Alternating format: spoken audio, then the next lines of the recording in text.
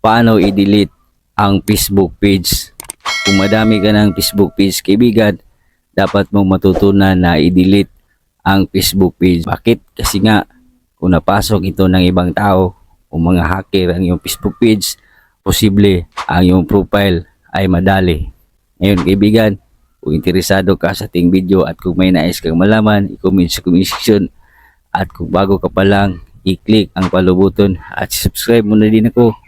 Personal mo kong ma-message sa mga ganito nating video. Tara, let's go! Open ang phone, okay? At itap ang Facebook. Dito sa iyong Facebook, itap mo yung tatlong line.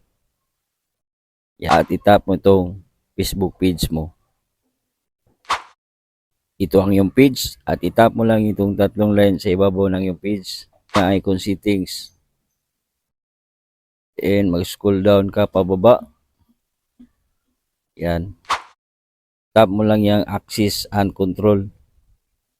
At dito, tap mo lang yung, piliin mo yung delete page. Then continue. Yan. Tell us why.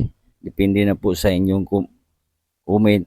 Ay sa akin, I'll spend 2 months on Facebook. Kasi madami na. Okay.